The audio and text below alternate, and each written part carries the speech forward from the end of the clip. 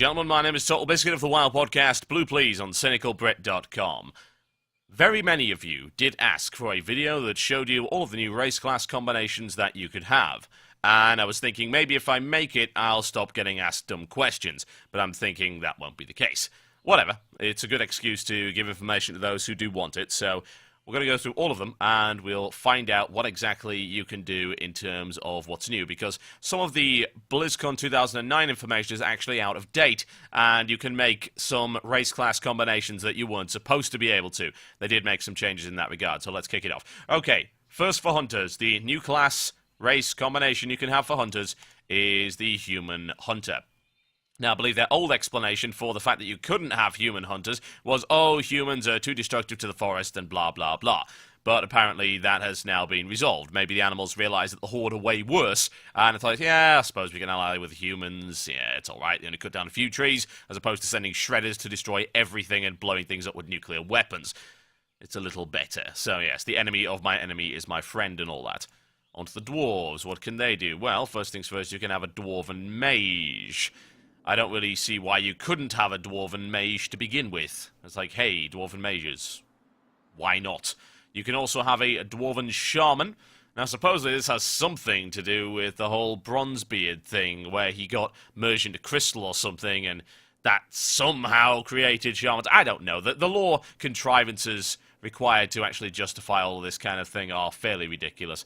And you can also have a dwarf warlock, and the reason you can have that is apparently because the Dark Irons came along and said, hey, this is how to be a warlock, you pussies just weren't doing it right the last time.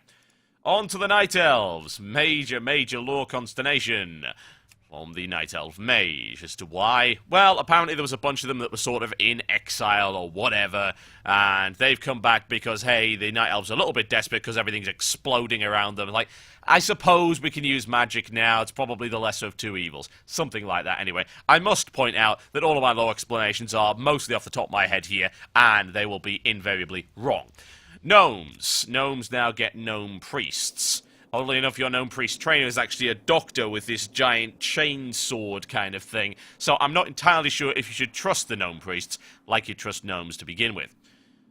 In regards to the Draenei, you can't get anything new, but you do get this moth pet, assuming that you didn't get that already. Bear in mind, of course, you get pets at level 1 now, so you do get a couple of things that you wouldn't otherwise see, where the Draenei are otherwise unchanged in that regard.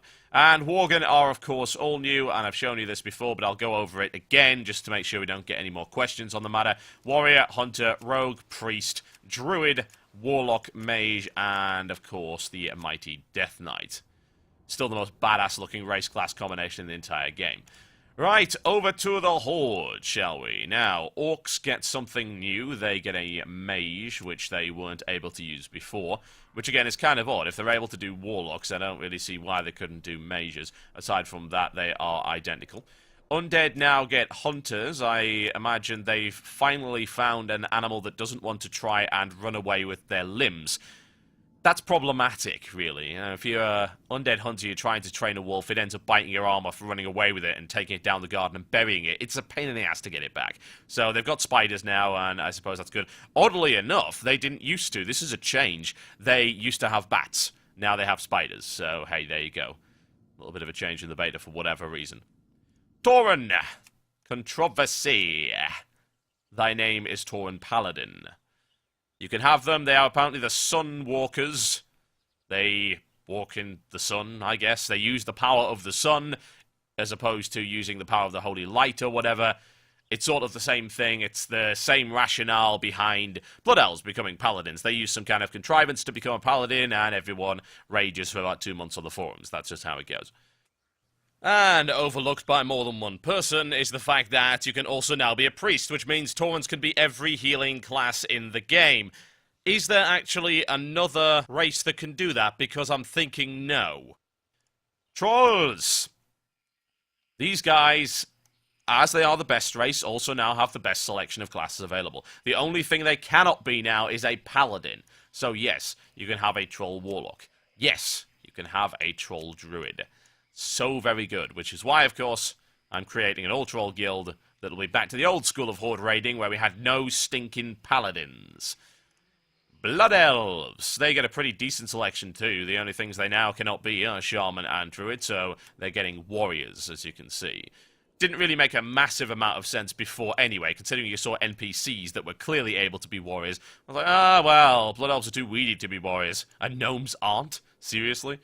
Yeah, it wasn't a particularly good rationale, but hey, there you go.